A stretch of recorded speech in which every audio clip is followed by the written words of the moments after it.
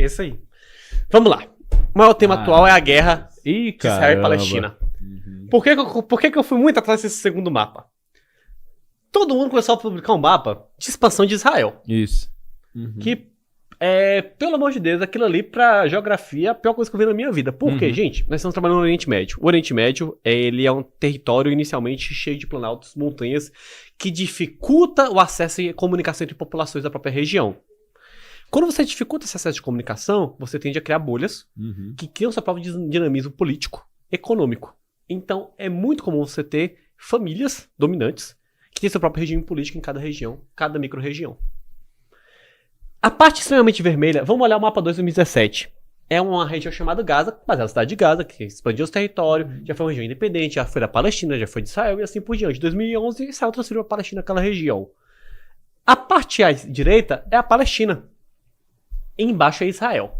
O que eu quero dizer com isso? Tá o mundo todo falando que está uma guerra entre Israel e Palestina. Só que, gente, Gaza é do outro lado do continente. Israel não dispara míssil na Palestina, a Palestina não dispara míssil em Israel. O que acontece é que o Irã financia Hezbollah, Hamas, outras organizações. O Hamas tomou o Gaza, juridicamente, politicamente, estabeleceu, eles mandam, bem entender, eles mandam ali dentro de Gaza. Sim. Devido à distância, a questão econômica, é muito difícil pro governo atual da Palestina cuidar da região de Gaza, que vocês notarem ali, gente, isso é uma distância quilometral. E é necessária essa região palestina porque é saída para o mar Mediterrâneo, então ela precisa fazer comércio. Então Gaza é a região mais importante para a Palestina. Por isso o acordo de paz foi dado Gaza. Pô, você vai ter sua saída econômica, ele ganha, inclusive, os maiores tratados da Covid foi feito em Israel e Palestina, no período da Covid. Então eram países que estavam constantemente em paz, se resolvendo. E o que ocorre a partir dali? Gente, a população que o Hamas mais mata são palestinos. Exatamente. Não são judeus. Tá tendo essa guerra. Gente, o Hamas, ele mata mais palestinos. Porque quem está do lado do Hamas são palestinos. Não são judeus. O Hamas, ele é categorizado pelo genocídio de palestinos. Perdão, a palavra genocídio é errado usar nessa situação, mas pelo assassinato em massa de palestinos. Israel, por sua vez, é constantemente atacada pelo Hamas na faixa de Gaza. E não poderia atacar de volta porque era território de um aliado que é a Palestina. Depois desse incidente, chegou no consenso que Israel declarou guerra contra a região de Gaza. E o que é que o governante palestino falou sobre isso? Ninguém foi atrás, achei incrível as notas da Palestina. O governante palestino também abriu guerra contra o Hamas. Então é Israel e Palestina contra o Hamas. Agora, problemas. Aquela região moram muito mais palestinos do que outros povos. Porque ali você tem israelenses, você tem palestinos, você tem diversas formas de imigrantes, você tem judeus também que moram ali, também sendo mortos. Só que aquela população majoritariamente é de palestinos. Então, obviamente, por estar no campo vermelho de guerra, são os campos principais de guerra, palestinos vão morrer mais. Isso é uma lástima. O Hamas, ele criou um sítio na região e impede palestinos de sair. Pro governo da Palestina adentrar é muito complicado, por isso existem acordos com Israel, desde formação econômica, educacional, tática militar. E existem as parcerias de Palestina e Israel. Parcerias muito interessantes que me relembram muito o acordo nuclear de Argentina-Brasil. Porque o motivo de Brasil não ter bomba nuclear é que a Argentina, que era o inimigo, também não tem. E fizeram um pacto. Dentro da Argentina existem brasileiros. Exato, existem brasileiros da Argentina que vistoriam a região para garantir não ter bomba nuclear. Do mesmo jeito que existem argentinos no Brasil que vistoriam o Brasil para garantir que não tem bomba nuclear. Então, assim, é um pacto internacional mundialmente conhecido. Pacto de Brasil e Argentina. Antinuclear. É o mais bem-sucedido do mundo. O Pacto de Brasil e Argentina. Só que aquela situação. Israel e Palestina tem grandes acordos. Quem financia a educação universitária de Palestina é Israel. Justamente como forma de suprir questões de guerra. Sim. E o objetivo de Israel na próxima década é reduzir território. Porque imagina o quão custoso é. Vamos pegar Estados Unidos e Afeganistão. Região montanhosa também. Exato. 6 bilhões de dólares não conseguiu. Por quê? Porque nós temos duas situações no Estado. Existem regiões que não têm Estado, existem regiões que têm infraestrutura pública. Estado conhecido Estado cultural. Não bora botar nação e Estado. Nação é o pertencimento daquele povo. Afeganistão, você tem vários povos em regiões montanhosas diferentes, com várias famílias com ideias e pertencimentos diferentes. Você não tem união. Já se a gente pegar o Haiti, é um povo que não tinha Estado, mas tinha nação. O povo haitiano se vê como haitiano. Exato. Independente da situação. Exatamente. Palestina, embora ter famílias diferentes não vou falar máfias, mas assim, linhas diferentes se veem como palestinos. Então eles são nação, eles não têm Estado formado. Porque, coincidentemente, sempre quando a Palestina vai se formar um Estado forte, Líbano inventa atacar, Irã inventa atacar, sabe? Então a Palestina, hoje, ela é um Estado, mas é um Estado fragmentado. As partes amarelas são as partes ocupadas por Israel. A pessoa fala, Israel culpa toda a Palestina. Não, gente, ela culpa locais estratégicos de guerra. Parte vermelha são conflitos e zonas de guerra, que tem o exército israelense ali, sim. Só que não é o exército israelense ali, é o exército israelense e da Palestina juntos ali. Porque é o território da Palestina. Então, a Palestina e Israel trabalham em cooperação juntos. Você tem ali as zonas mais rosas, que são mais do exército da Palestina, certo? E o demais é território comum. Existem muitos núcleos que não se juntaram também ao Estado da Palestina. Então você vai ter vários povos diferentes com vários objetivos políticos religiosos diferentes também e que estão fazendo guerra.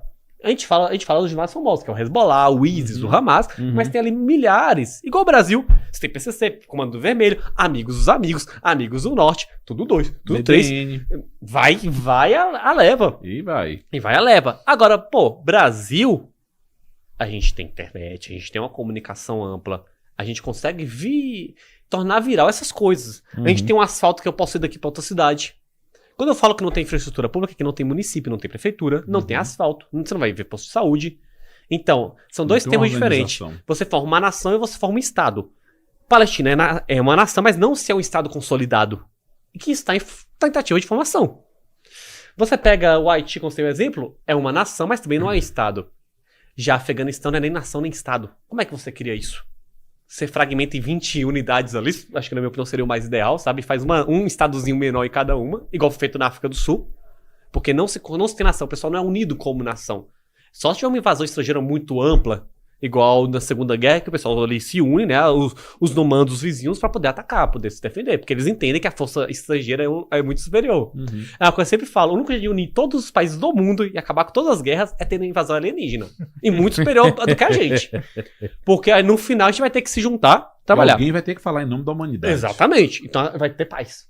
Como eu não acredito em alienígena, nada do tipo, porque eu não acredito em vida em outro planeta. Acho que é muito, muito complexo ter uma vida intelectual em outro planeta. Tá difícil aqui. Entendeu? É que as profissões matemáticas existem, tá? Eu coloquei, mas mostra que é possível, só que ainda acho muito difícil, velho. Mas vamos lá. Minha questão é o seguinte. Hoje, baseado nisso, saiu uma notícia, ontem na verdade, que Israel bombardeou um hospital em Hamas, na área de Gaza. Por mais que Israel comete crime de guerra, e comete sim, Israel não bombardeia hospitais. Israel vai bombardear uma escola, que normalmente se os terroristas sabem que aquele país não pode bombardear Israel e hospital nem escola, eles vão botar as armas aonde? Em hospitais e escolas. Ninguém é burro. Para pensar em bombardear uma escola, ele precisa emitir uma nota oficial, internacional, avisa a data e bombardeia. Não tem ninguém. Então tem o pessoal tudo filmando, porque sabe que o míssil não vai agarrar neles. Aí, do nada, Israel tem esse modus operandi há 20 anos, e no dia pra noite vai bombardear um hospital cheio de gente. Passa 4, 5 horas, a notícia já muda. Bombardeio. Porque viram que não tinha sido Israel. Porque no dia que Israel bombardear o hospital, o país vai sofrer tanta sanção econômica que ele tá lascado. Então ele comete crimes de guerra assim, mas existem níveis para crimes de guerra. E esse tipo de crime de guerra Israel não comete. Tortura comete. Apreensão ilegal e comete. Mas até onde sabemos, indícios de venda de armas para grupos da Palestina para poder fazer defesas contra mais, de forma não comete. Agora, não é nenhum santinho. Exatamente. Estamos falando de guerra. Agora, existem coisas, porque nós não estamos falando de guerra medieval, nós estamos falando de um Estado com proporções internacionais, que faz comércio com o mundo todo, inclusive pro Brasil, e que precisa manter um código, inclusive autorizou o Egito a fazer uma linha de fuga, e dentro desse código ele não viola. Porque se ele viola esse código, o dano que ele vai ter a longo prazo é muito maior do que o mais pode causar a ele. O que eu quero trabalhar é o seguinte. Me estendi demais. Não, mas foi didático. Muito obrigado. Extremamente. Vamos lá. Gente, como é que eu não consegui encontrar uma única fonte de mídia que ao menos mostrava o mapa correto de Israel e Palestina? Assim, você explicou aquela questão da velocidade da informação. Só que, na minha opinião, essa situação da guerra tá muito absurda. O jeito que está sendo divulgado no Brasil. Pronto. Manda. Vamos lá. Vamos falar de narrativas. Bora. É isso. A questão aí é narrativa, né? De quem manda, né? No conglomerado de mídia. E como esse conglomerado de mídia se comporta, né? Em suas narrativas. lembre-se que a construção da informação, ela é um mecanismo de tradução da realidade e, mais do que isso, de domínio da realidade. Então, quando você adota uma narrativa, né, que beneficia ou interessa a um determinado grupo, né, se faz uso da comunicação para essa finalidade. Então, eu olho e vejo essas notícias com muita desconfiança também, né? É claro, é feio, cara, você não tem um mapa, né? Isso é jornalismo iconográfico básico. Você não tem um mapa, é feio, é chato. E não justifica. Não vai dizer que foi somente um modo que a notícia foi conduzida. Não é isso. É o comportamento leviano de manipular. E a ideia é essa. Tem dia, meu caro, que no jornalismo a única verdade que existe é a data. Porque até a previsão do tempo a galera erra. É verdade. Ô, e como? Um jornalista, não sei o nome do jornalista, uma vez ele falou, velho, você acha que alguém sabe medir vento, por acaso? Sabe aquela frase, a culpa é minha, eu boto aqui o que quiser? Uhum. É exatamente isso. Não com culpas, mas a narrativa é minha. Eu faço do jeito que eu quiser. Teve o Assis Chateaubriand, Sim. e é uma história do Assis. O Assis Chateaubriand foi o pai da comunicação no Brasil, é o cara que traz a TV para o Brasil, é Cidadão Kenny Tupiniquim. É ele, sabe? Um Roosevelt, né? Isso. Então é ele. E aí ele precisava de um repórter. E chegou um cara lá, assim, da natureza semelhante a Diego Novaes, e aí perguntou para ele, falou assim, cara, tô precisando desse emprego, você tá precisando de um repórter e eu quero trabalhar. E aí ele falou assim, então tá. Então faça uma matéria sobre Jesus Cristo.